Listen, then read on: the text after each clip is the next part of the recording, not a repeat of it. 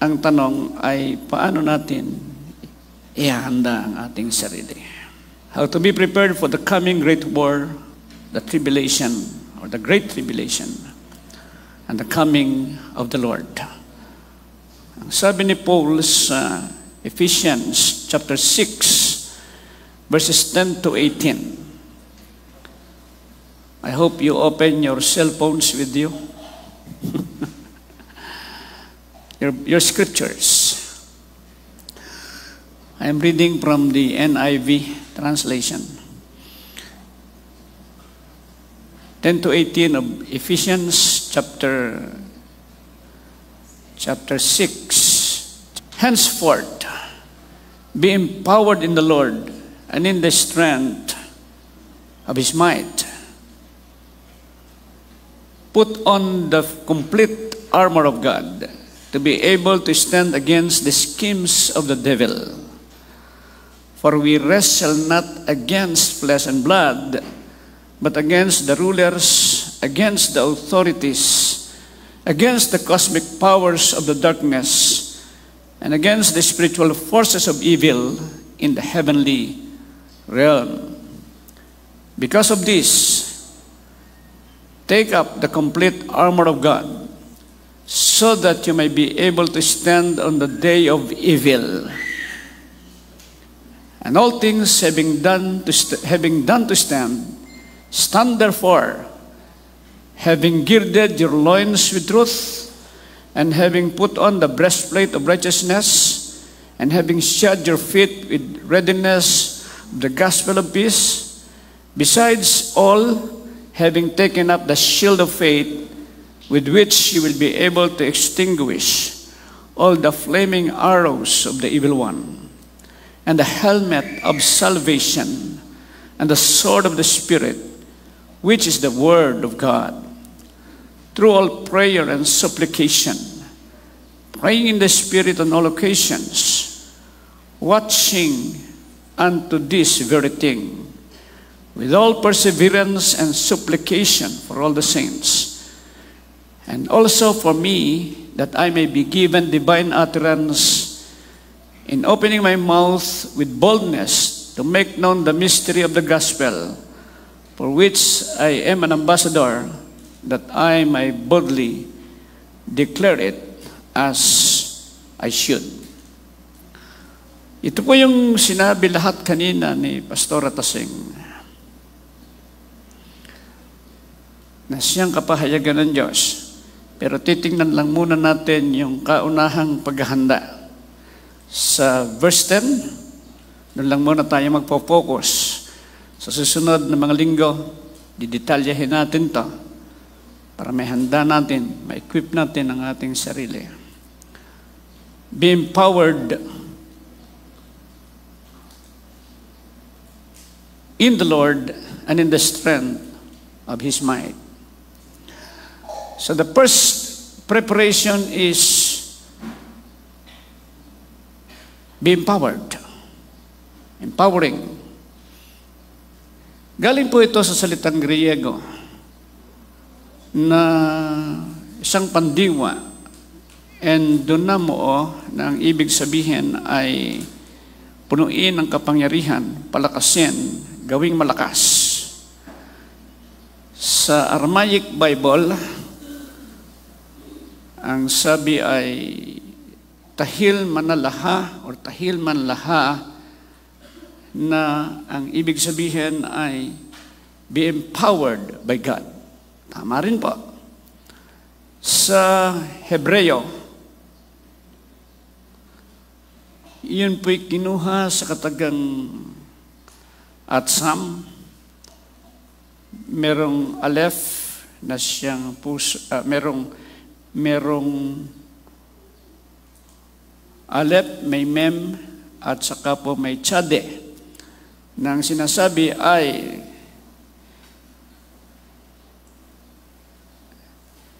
it is the heart that is implanted with the power and the strength of God by God. Puso na tinamnan ng Diyos o binigyan ng Diyos ng kapangyarihan at kalakasan. Kaya yung kalakasan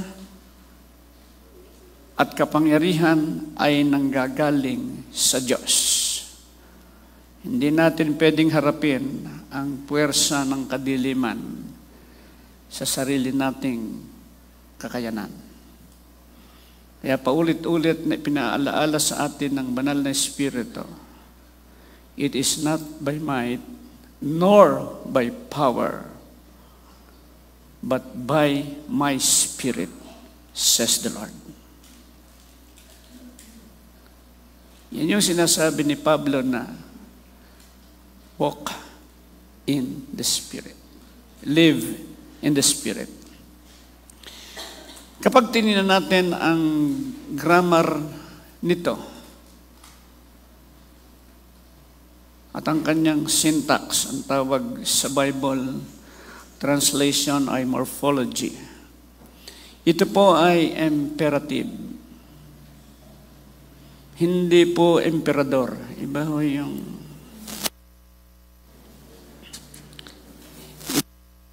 or sa imperative. Pag sinabing emperador, inumin yun. Imperative. Ibig sabihin, ito'y isang utos. Hindi ito pakiusap. Hindi rin ito pagsasamo ng Diyos sa iyo. It is mandatory for us. It is a strong command. That's the essence of the word imperative. Ikalawa, ito ay present kasalukuyan. It is now. At ang tawag po dito sa Greek language ay linear. Ibig sabihin, hindi lang ito ngayon, ito ay nagpapatuloy.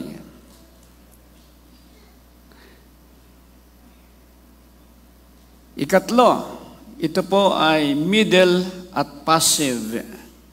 Or middle or passive.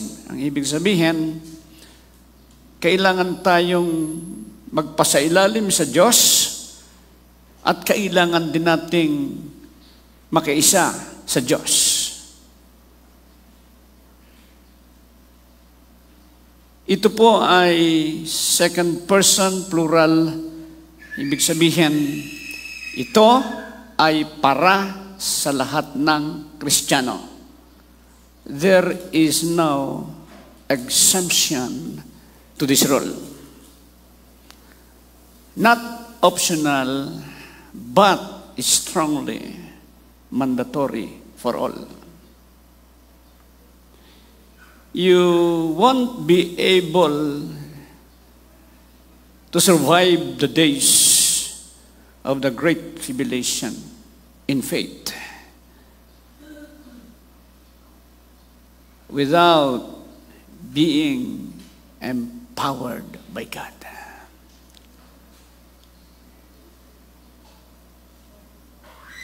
Ang tanong ay, ako ba'y nabubuhay sa kapangyarihan ng Diyos?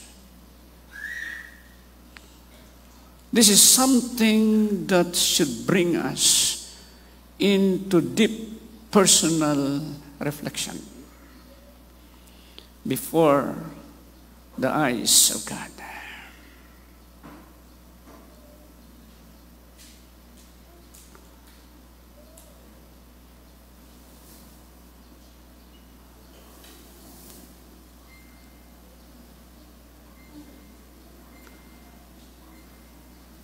Ang kapangyarihan at kalakasan ay nanggagaling sa Diyos.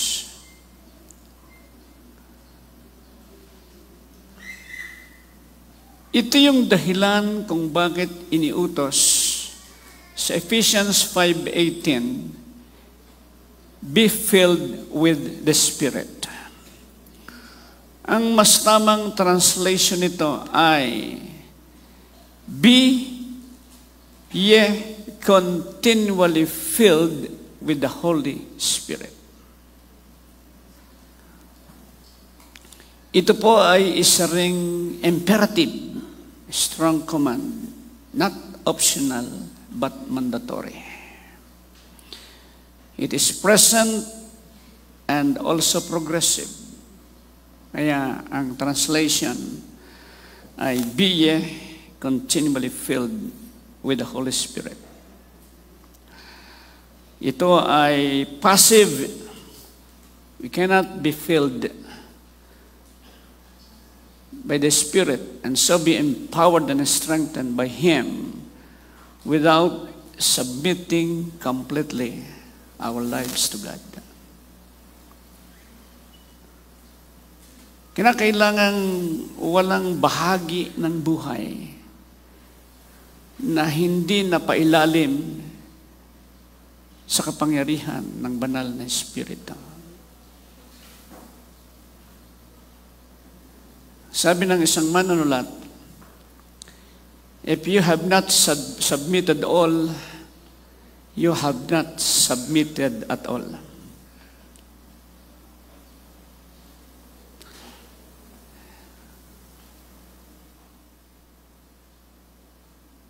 God does not want a piece of us. He demands the whole of us. At ito po ay para sa lahat. So remember, this is imperative, present, progressive also, passive, second person, and plural.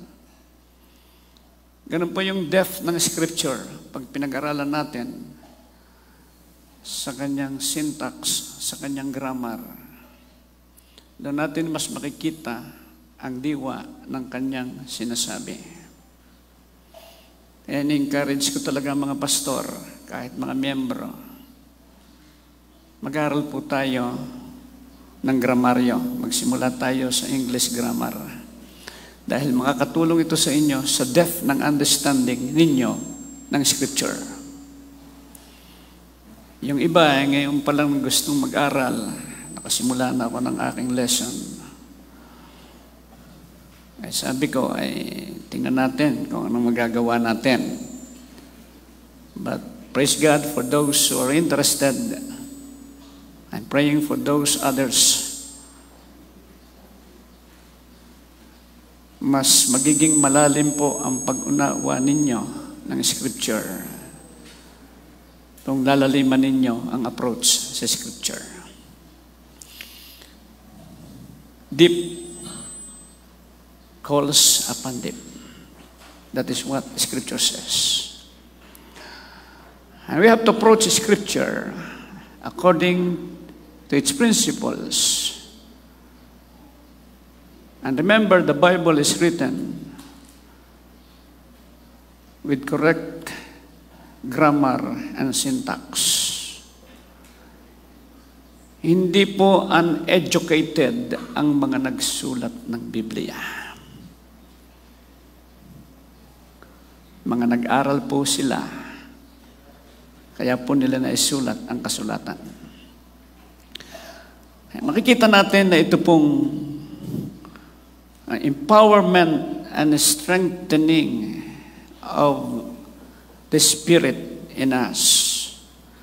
Ay bunga po ito ng fullness ng Holy Spirit. Kaya ang commandment ni Paul sa Ephesians 5:18 bago dumating ang chapter 6, be filled with the Spirit.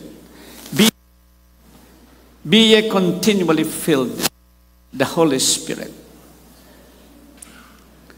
Remember, you have to study Scripture in context. Chapter 6 has to be understood in the light of chapter 5 and in the light of the entire book of Ephesians. Nilelay down ko sa inyong principles para mas maintindihan nyo ang aking paliwanag. Para magkaintindihan tayo. It should not be only knowing the fact or the truth, but it must also be knowing how that fact or truth is derived or arrived at. We do not only study what, we study how. We study the process.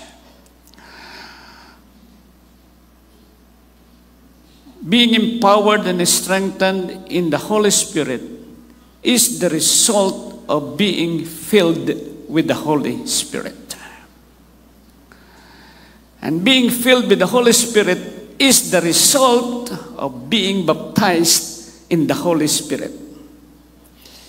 Ito yung naging confusion ng maraming theologians. Pinaghiwalay nila yung baptism ng Holy Spirit doon sa fullness ng Holy Spirit. Yan ano yung proof sa Biblia na ang fullness ng Holy Spirit ay bunga ng baptism ng Holy Spirit.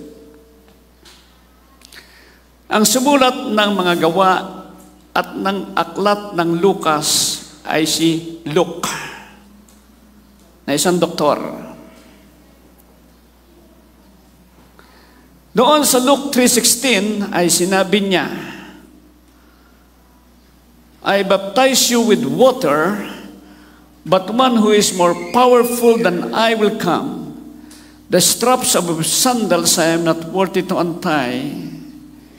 He will baptize you with or in the Holy Spirit and fire.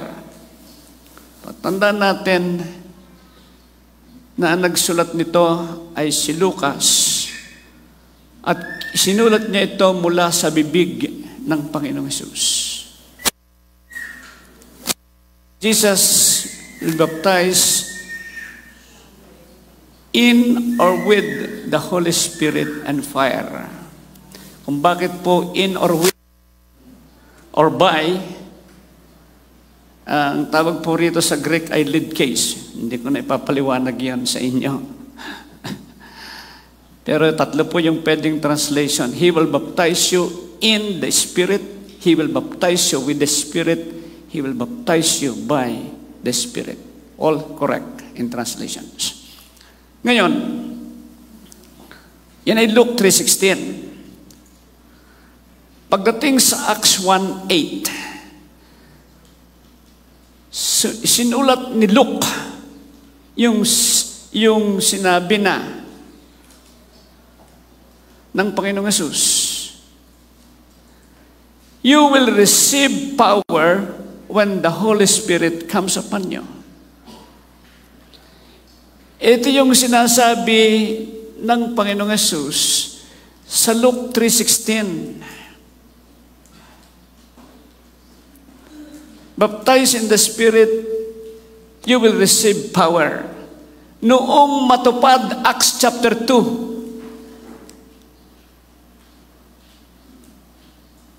At ang sabi roon, and they were filled with the Holy Spirit. Acts chapter 2, verses 1 to 4. In short, yung fullness ng Holy Spirit ay bunga ng baptism ng Holy Spirit. Hindi magkahiwalay.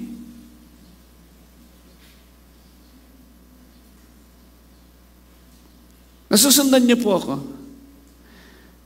Para lang itong tumitingin ka sa iyong piso na coin, merong krus at merong kara. Alin doon ang piso? Yung kara o yung krus?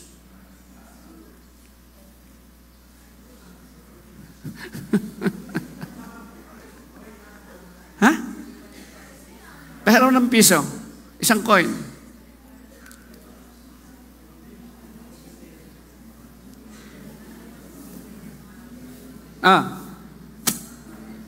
Iri cellphone. Iri ang harap, iri ang likod. Alin dito? Cellphone. Yung harap o yung likod? Parehas. That's it. The fullness of the Holy Spirit is the result of the baptism in the Holy Spirit. You do not separate the two.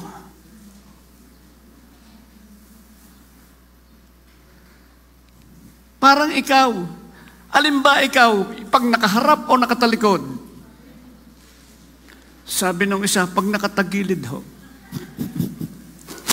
Ikaw pa rin yun eh. Kita yung harap at likod mo.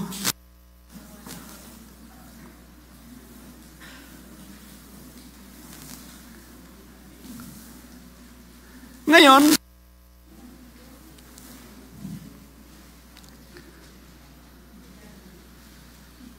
Yung kapuspusan ng banal na Espiritu ay bunga ng bautismo sa banal na Espiritu.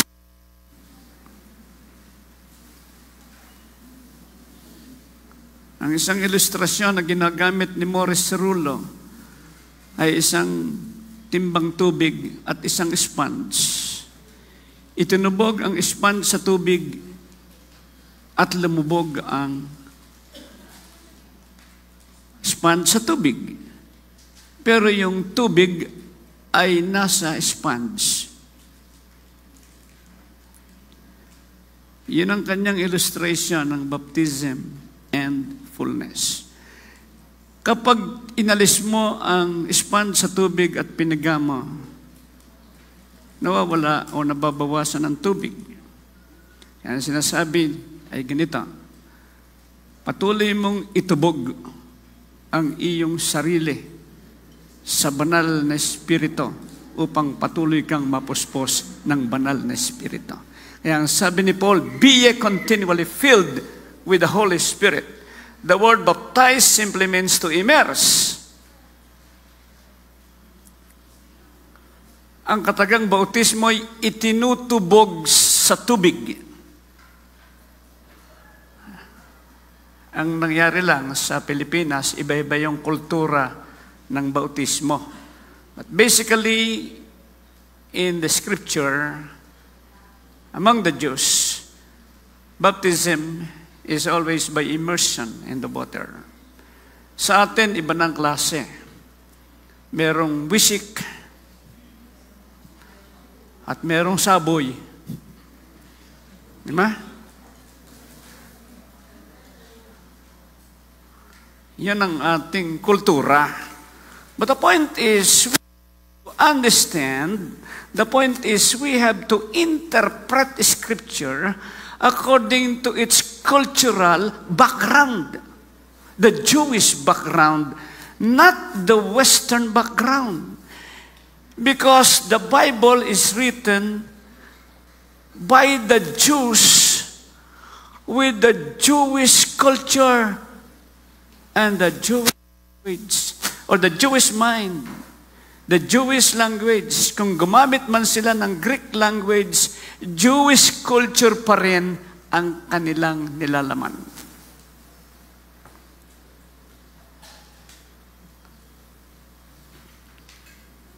Doon nagkakaproblema ang Kristyanismo sa interpretation ng Bible. We always tend to look at it from our Western perspective. Not that way. It must be the biblical way, the Jewish culture, Jewish language, Jewish background and history, and all approaches of understanding Scripture.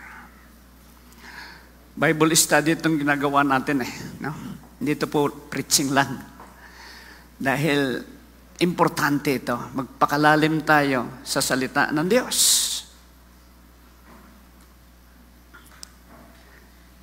We have to be continually immersed in God's Spirit, to be continually filled with the Holy Spirit, thereby having the continuous flow of His power and His might.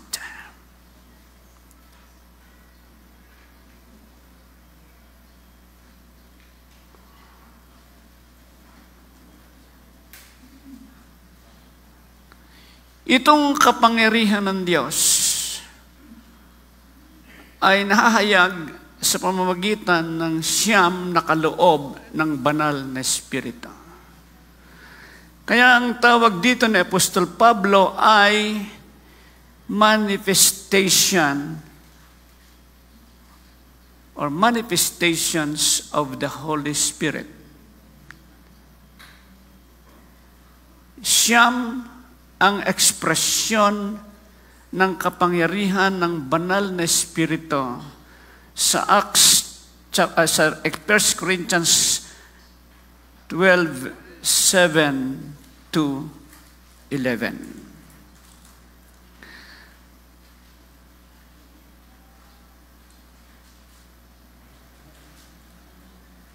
I start with verse 7. Now to each one, the manifestation of the Spirit is given for the common good.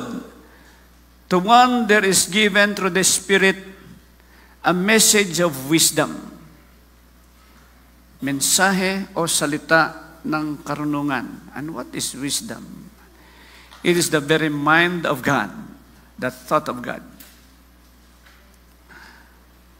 To another, the message or word of knowledge, it is the knowing of the facts or situation.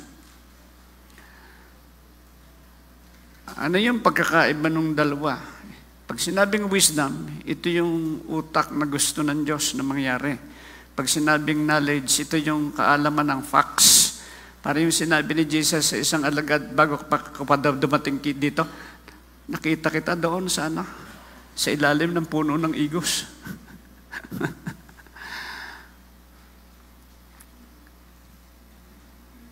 To another, faith by the same Spirit. Bago na natin ito paliwanag. To another, the gifts of healing. Hindi lang isa ang gift ang healing. Ang sabi ay gifts of healing. Kaya lahat ng sakit kasamang pinagagaling ng Panginoon. To another, miraculous. Sana ba ako? To another, miraculous power. To another, prophecy. To another, distinguishing between spirits. To another, speaking in different tongues. And still to another, the interpretation of tongues. All these are the works of one and the same Spirit, apportioning individually to each as He wills. So itong mga manifestasyon, kapahayagan ng Espiritu, ito po yung ekspresyon ng power ng Diyos. At tandaan ninyo, lahat ng maririnig ninyo na sinasabing, "Thus says the Lord," kinakailangang tama sa prinsipyo ng Biblia. Nakikinig ako nung isang araw sa isang pastor tungkol sa second coming ni Christ. At sabi niya, "I know exactly when will the rapture happen, the day when it will happen." Anong sabi ng Biblia? No one knows the day and the hour. We can listen. We can know the season, the day and the hour. Ang sabi sa Acts 1:7, it is not yours to know the times and the seasons of God. Ang ibang translation ng Acts 1:7, it is not for you to know. Doon nagkamali ang translation. Ang dapat doon ay, it is not of you to know. Kasi dative case which is descriptive. Pag sinabing for you, accusative direct object. Hindi po direct object ang interlinear Bible, ang Greek Bible sa pagkakasulat. Ang Greek Bible na pagkakasulat ay genitive case, ibig sabihin description. It is not of you to know. It's not for you. It should be, it is not of you to know. In other words, it is not in our capacity to know the very day and the very hour of Christ's coming, but it is for us to know the times and the seasons of God. And we will know because God has given signs in the Scripture. It is not in our capacity to know the very day and the hour of Christ's coming. Kaya yung sabi ng pastor na, pag ini-offer yung heifer, the red cow, doon babalik ang Panginoong Hesus. The question is, where do you find it from Genesis to Revelation? there is no proof whatsoever from the Scripture. It is more of an assumption. And it contradicts the words of Christ. It is not of you to know, but it is for us to know, because we are the ones to be taken, and the Spirit will make us know these times and seasons of God, and He will tell us when it is the time. Alam ni Elijah, nakukuhanin na siya. Alam ni Moises na mamamatay na siya. When the Spirit of God comes, Jesus said, when the Spirit comes, He will guide you unto all truth. And Jesus said, He will reveal to you all things. He will receive from what is mine, and what is mine is from the Father, and He will show these things to you. And the Holy Spirit gives us enlightenment of the Scripture. But we should not dispel of the proper procedure of interpretation. There is God's part, there is our part. Maraming senyales o signs na ibinigay ng Diyos. At halos lahat ng sign sa pagbabalik ng Panginoong Hesus ay naandyan na. Ang sentro ng sign na yan ay ang Jerusalem mismo, at ang sentro sa Jerusalem ay yung temple mismo. Yon ang sinasabi sa Matthew 24. Kaya sabi ng Panginoong Hesus sa mga alagad, you see that temple? Isa man sa mga batong yan, walang matitira. Natupad ng 70 AD.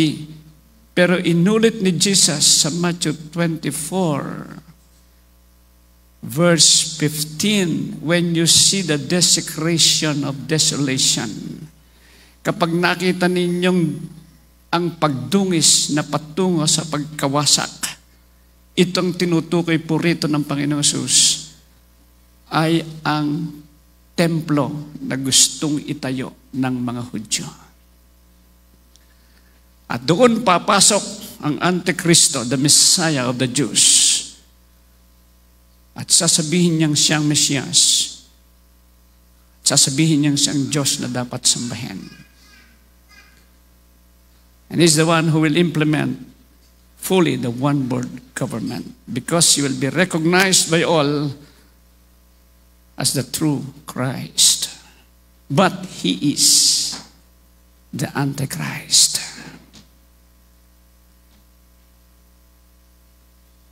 But the Jews believe our Christ is the false Christ.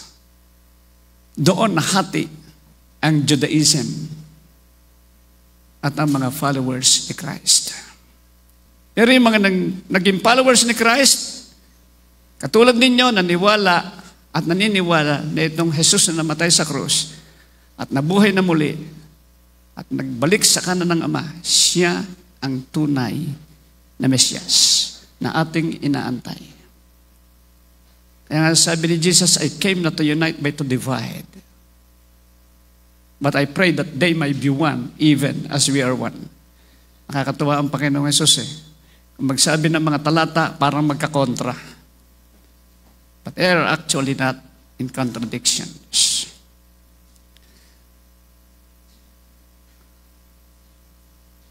Now, let's continue with this. Kaya kailangan natin ang manifestasyon ng mga kaloob ng banal na Espiritu. And God gives to everyone severally as He wills. Ang sabi nga ni Apostol Pablo covet or desire, pag nasaan ninyong mainam, para sa inyong personal na edification or building up, and for your strengthening and empowerment. Hindi lang para personal, kundi para sa body of Christ.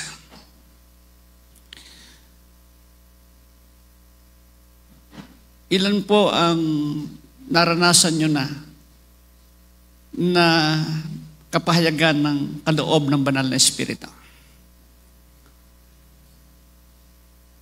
Ano po yung naghahayag na kaloob ng banal na Espiritu sa inyo?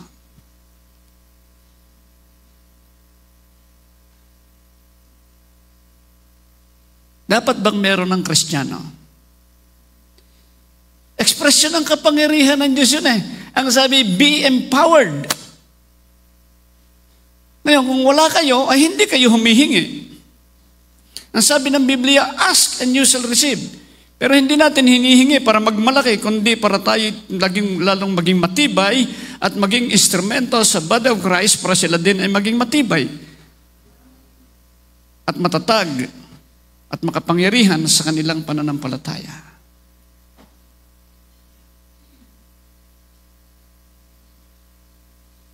Kapag merong nag-request sa inyo na ipanalangin, anong ginagawa nyo? Sasabihin nyo tayo muna kayo, tatawagan ko yung pastor. Bakit? Yung bang spiritong nasa pastor at nasa inyo may pagkakaiba.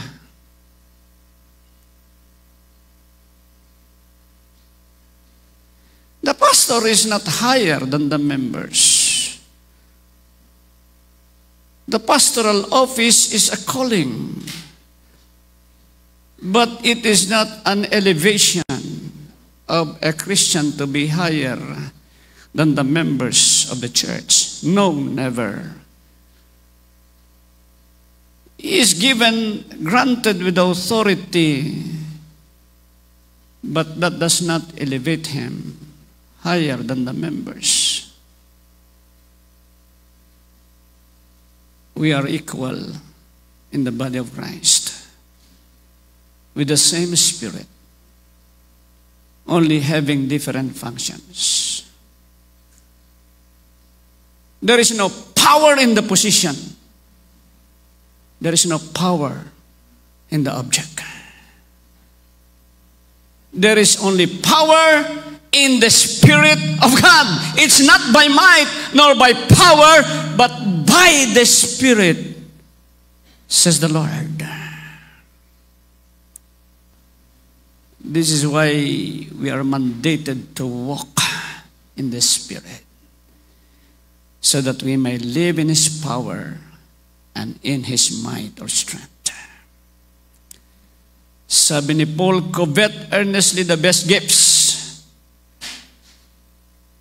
Pagdating sa chapter 13, sabi niya sa 12, and I will show you a better way. Hindi magkakontra ang gifts ng Holy Spirit sa isa't isa at hindi magkakontra ang fruits ng Holy Spirit sa isa't isa. Hindi magkakontra ang gifts ng Holy Spirit at ang fruits ng Holy Spirit. Ipinakita ni Paul sa chapter 12 ang iba-ibang posisyon o calling sa church, ipinakita ang iba-ibang ministries, ang iba-ibang gifts ng Holy Spirit. Pagdating sa 13, ipinakita yung love. Pagdating sa 14, ipinakita yung order. Kaya ang sinasabi lang dito sa 12, 13, 14 ng Corinthians ay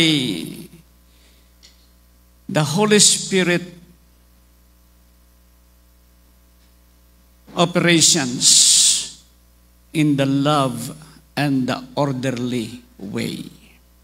That's the summary of 1 Corinthians 12, 13, and 14. Kailangan yung lahat ng kaloob, kailangan nyo ang lahat ng bunga ng banal na Espiritu.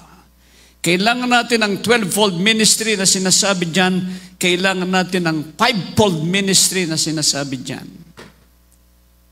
Pati yung nasa Ephesians.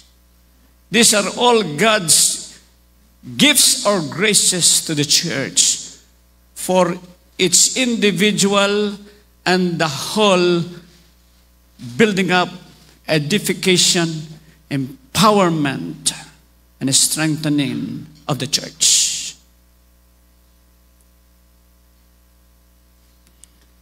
Kaya kayo binigyan ng kapahayagan, hindi lang para sa inyo, kundi para huwag niyong sarilinin. Pero huwag kayong mag-expect na tatanggapin kayo o ang sinasabi nyo ng ganoon na lamang. Sapagkat ang bawat isa'y nag-iingat dahil ang sabi, test the Spirit. Pwedeng galing lang kay pastor, pwedeng galing lang kay miyembro, pwedeng bulong ng demonyo, o pwedeng bulong o sabi ng banal na Espiritu.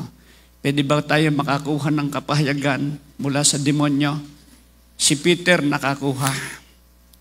Sabi ni Jesus, ako'y huhulihin, pahihirap at papatayin. Hindi, sabi pala una ni Jesus ganito, sino ang pagkakilala ninyo sa akin?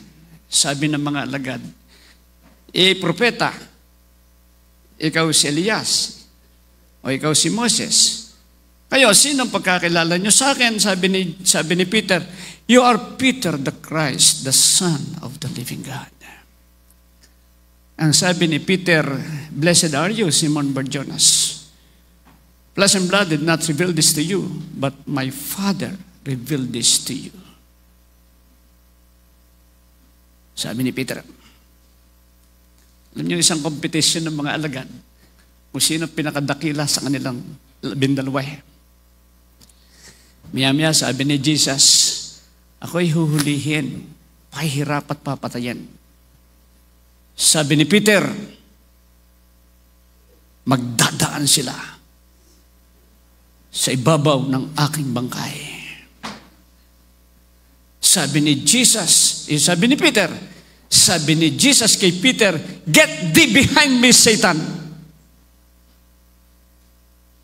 Tingnan ninyo, yung kaunahang papa nakakuha ng revelation sa Diyos, nakakuha rin ng revelation sa demonyo.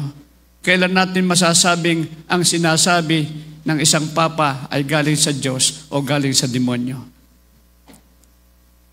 Ganon din, kailan natin masasabing ang sinasabi ni pastor o ng isang miyembro ay galing sa Diyos o galing sa demonyo? We need the operation of the gifts or the power of the Spirit. And we need solid foundations, solid knowledge of the truths of the Scripture.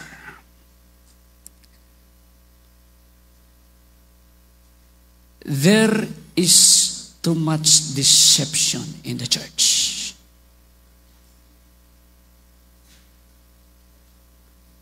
Nagsimula ang deception, maaring hindi intentional o intentional, doon pa lang sa pag-translate ng Scripture. At lalo na po ngayon, ang dami nang lumabas, o ilan na yung lumabas na new translations ng Bible na talagang kitang-kita nyo kung paano tinwist, pinihit ang katotohanan. Tatanungin nyo siguro ako, Pastor, alin ba ang best translation? Siguro ang pinaka-best na lang ay interlinear. Mag-download kayo niyan sa inyong apps, sa inyong cellphone. Okay din gamitin nyo si King James American Bible. NIV, medyo may ilang portions na kikita ko yung twist, medyo, hindi naman siguro intentional. May pumasok yung theology ng translator. Yun ang isang bagay na dapat nating makita. No? At kahit kayo, pwede nyo makita. Kaya nagtuturo ako ng Bible interpretation using Greek and Hebrew, even you are not knowledgeable of Greek and Hebrew. Madali po yun. Ang kailangan lang ay interest para matuto. Kaya pag gusto niyo, magsabi lang kayo, magsabi kayo sa isang kay Pastora Lisa, magbubukas uli ako ng klase.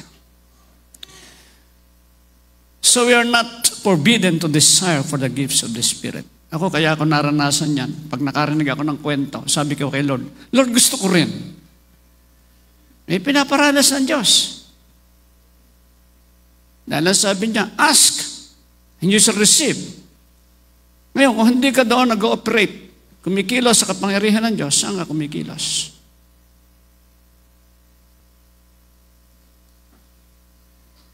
Ang sabi ni Paul, mag-ingat kayo kung paano kayo nagtatayo sa church.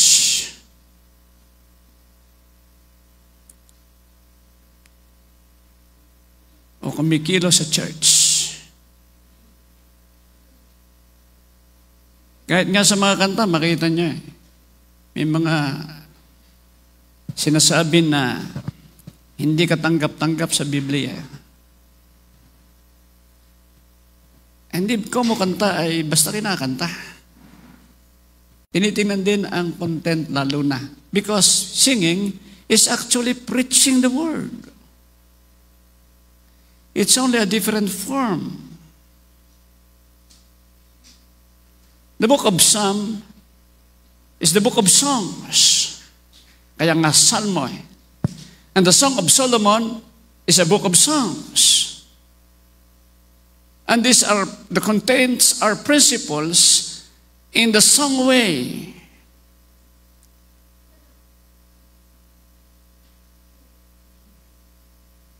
Isa sa mga kailangan ninyo, at naniniwala akong yun ay para sa lahat, yung siyam na kaloob. Ang isang kailangan ninyo na personal na nararanasan ay yung speaking in tongues. Tatlong klase ng speaking in tongues sa Biblia. Speaking in tongues for the non-believers, gaya na nangyari sa Acts, nagsilita ang mga alagad ng ibang wika na naiintindihan ng listeners. This is for evangelism. Speaking in tongues for the church, and that has interpretation. Kami magsalita rito ng speaking in tongues, siya mismo ang hihingi sa Diyos ng interpretation, yung iba, makikita rin nila o makukuha din nila ang sinasabi ng Diyos. Ikatlo, speaking in tongues for personal edification. Wala po iyong interpretation, pero pinatitibay noon ang inyong panloob na pagkatao. Empowering you and strengthening you. And actually, this prayer of the Spirit is one of the keys of God to unveil to you the other gifts of the Spirit and the revelations of God. Sabi ng iba, ayaw nila. Bahala kayo. Ang alam ko, ang banal na Espiritu ay buo. Kaya lang hindi natin nararanasan, hindi natin ninanasa at hindi natin hinihingi. Kwento ko nga sa inyo, ako'y nasa Mindanao. Sabi nung pastor, sabi sa akin, tanong. Sabi ng Biblia, tongues will cease, knowledge will cease, prophecy will cease. Kaya wala na yung mga gifts na yon. Hindi binasa sa tamang context when the perfect has come. Dumating na ba ang perfection? Dumating na ba ang perfect one, si Christ? Dumating na ba ang ating physical perfection na nagkaroon na tayo ng incorruptible body? Hindi pa. So as we live here on earth, then we need the operations of the gifts of the Holy Spirit. Ang sinabi ko na lang sa kanila, from the wisdom of God ay ganito. Ilan po ba ang Espiritu Santo? Isa. Siya ba'y Diyos? Opo. Ilan ang kaloob? Siyam. Nagbawas ba ang Diyos?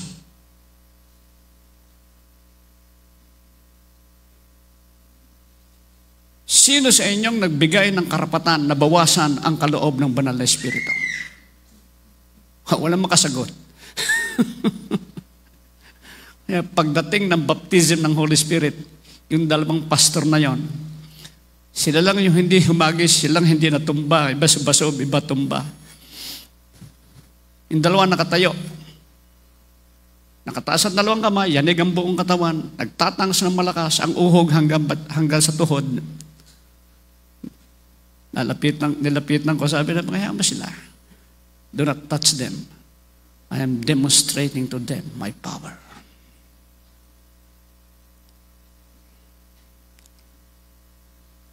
You need the operations of the spiritual gifts. These are the demonstrations of His empowerment. It is frustrating to pray for somebody without effect. May sakit, nagpapanalangin sa iyo. Pagkatapos mong may panalangin, walang himala.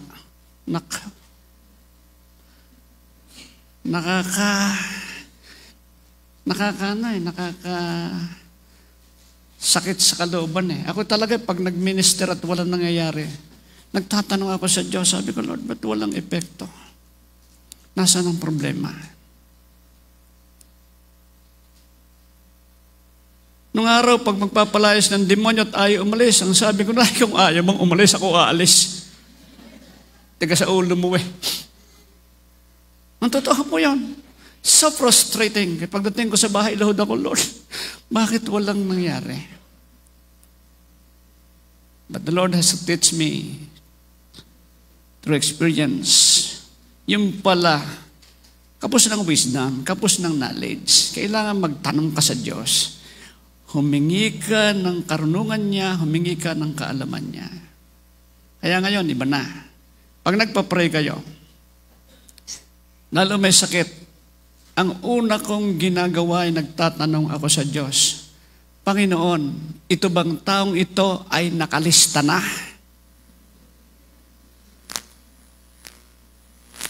O hindi pa? Totoo po yun. Pag sinabi ng Diyos, nakalista na. Yan ang gagawin mo. Kung kayo, ay tatanong mo kay Lord, ano po bang gusto mo sabihin sa taong ito? O ay nagkasakit yan dahil tinutubid ko buhay niyan. Hindi yan magsisisi kung hindi magkakasakit. Hindi naman lahat ng sakit ay yun ang dahilan. Pero, isa sa mga dahilan ng pagkakasakit, kailangan tayo magkasakit para tayo magsisi sa ating ginagawang munting kasalanan, sabi natin. At yung katawang lupa, may sakit o wala, iisa ang kalalagyan niyan pag namatay. Doon sa 1 by 1 by 2.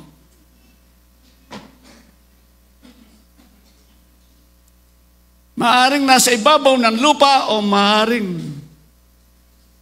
nasa ilalim ng lupa. Pag nasa ilalim, kung isa 1 by 4, 1 by 2, iisang kahihinatnan. Ang mahalaga sa Diyos, puso natin.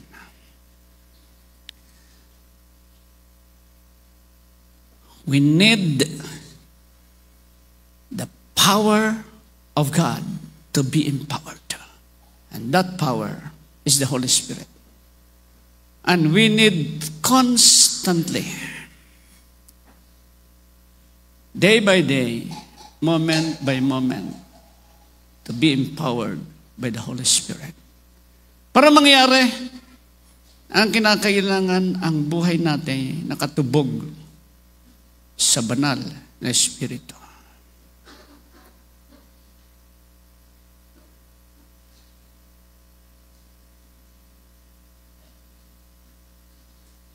Ang daming pagkapaliwanag sa Biblia dyan tungkol sa buhay na yan. Walk in the Spirit, live in the Spirit, be empowered by the Spirit.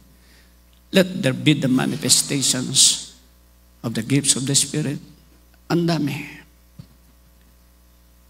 Be filled with the Spirit. Whichever, hindi na sinasabi. We live not by might nor by power, but by the Spirit of God. At ang sabi pa ng Biblia, be empowered in the strength of His might. Be empowered in the Spirit and in the strength of His might.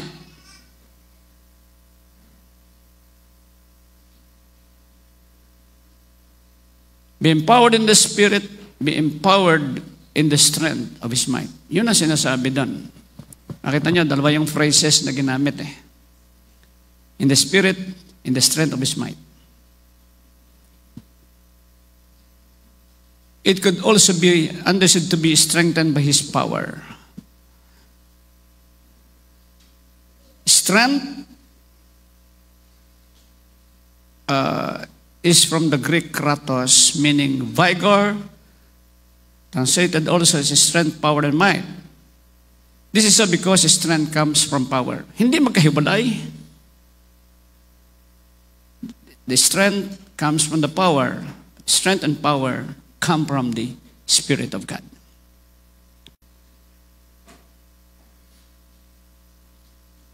Yung pag nag-aaral ka ng Greek, titingnan mo rin sa Hebreyo. Iniledan ko sa inyo ang principle. Kasi, yung prinsipyong nandun sa Greek, yun din yung nasa Hebrew. Dahil yung prinsipyo ng Diyos sa Lumang Tipan, especially the first 5 books, the Pentateuch or the Torah, Genesis, Exodus, Leviticus, Numbers, Deuteronomy, yung lahat ng prinsipyong yun ay tumatakbo hanggang sa aklat ng Revelation. Maaaring nadadagdagan, pero nandun yung basic or main principle.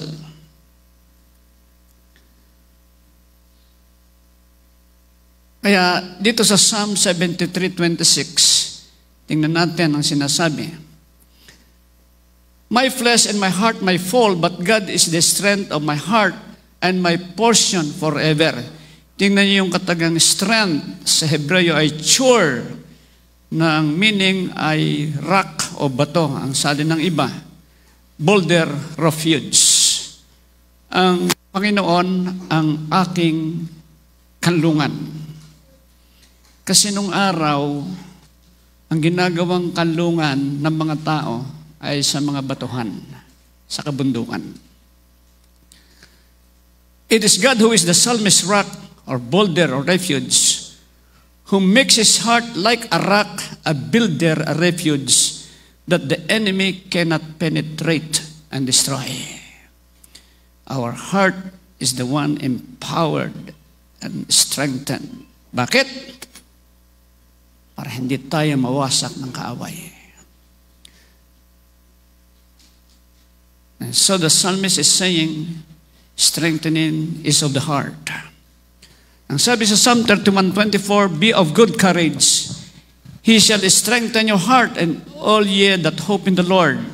Ang ginamit ditong Hebrew word na sa strength ay amats. Nang ibig sabihin, it is God who strengthens the heart. The Lord's strengthening us is reflected in our character.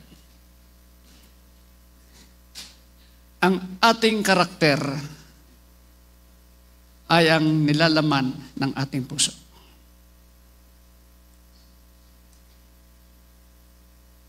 Agree, disagree? Okay. Kung ano yung attitude natin, yon ang ating karakter. Yon ang laman ng ating puso. Am I right?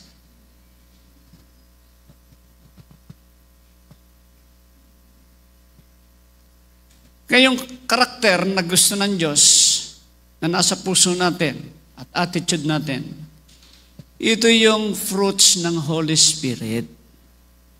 Karakter po ito at saka attitude po ito. The fruit of the Spirit is love, joy, peace, forbearance, kindness, goodness, faithfulness, gentleness, and self-control. Against such things there is no law. Pagdating sa Corinthians, ang sabi doon sa 1 Corinthians, love is long-suffering.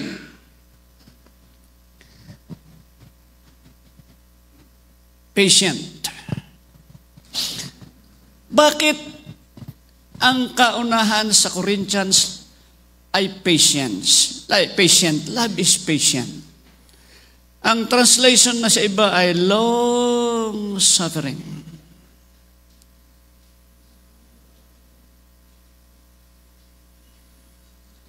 Bakit po?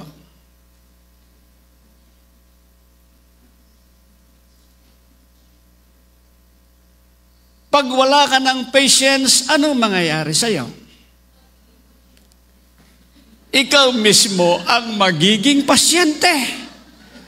Magkakasakit ka sa sama ng loob mo, sa galit mo, sa inis mo. At sa bahay, marami niyan. Nako, simula sa anak hanggang sa apo. Sasabihin naman ng mga apo at anak, pati na rin sa nanay, sa lola at sa lolo. Kaya sabi nila, patas lang tayo. Sabi niyo, anak, pinagpapasensyahan lang kita. Sabi ng anak, ako din naman nanay. Patas lang. Di ba? Sabi ng isang worker sa akin, naku, pastor, pagkakukulit, sabi ko yung nagsisimula ka pa lamang. Walang katapusan. Kaya nakalagay dyan ay long suffering. Kaya kayong mga naghahangad ng mahabang buhay, huwag niyong kalimutang maghangad ng long suffering.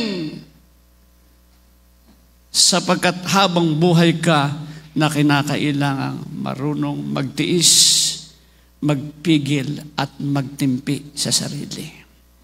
At yun ay bunga ng banal na espiritu. Yun ay strength natin.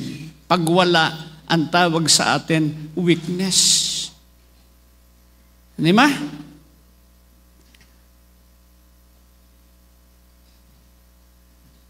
Pero kung tayo lang ang tatanungin, kapos tayo doon eh. Laging tapos tayo, laging may kulang.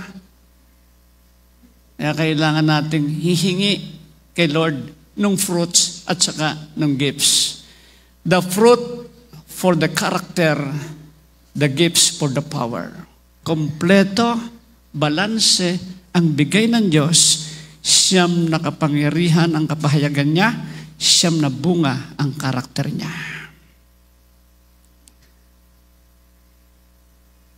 Character for our inner strength, the strength of the heart, the power for the power of the heart. Kaya ang aking konklusyon, a strong man, dito lang sa portion na ito, hindi pa ako tapos. A strong man is one who is Christ-like in character.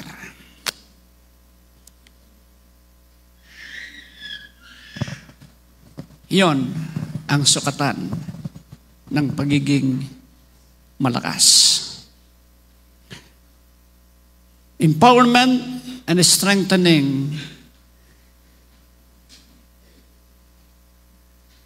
are always from God. Kaya ang mandate sa atin ay to constantly be submitted, dependent, reliant, and obedient to the Spirit of God. Dahil ang sabi ni Jesus, apart from Him,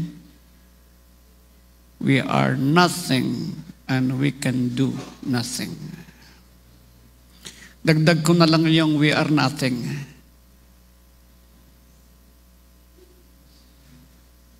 And this is in Him that we maintain the divine power and the divine strength. Kaya ang sabi natin, we glory in no one but God alone. Sola Deo Gloria. Pag may ginawa ang Diyos, ang sabi natin dapat, praise Him. Pag pinuri ka ng kapwa mo, dapat ang sasabihin natin, praise Him.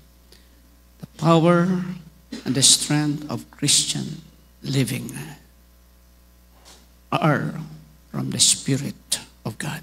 It's not by might. It's not by power.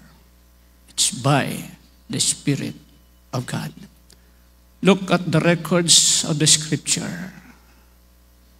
Only those who walk with the Spirit, only those who live with the Spirit are able to overcome and become victorious.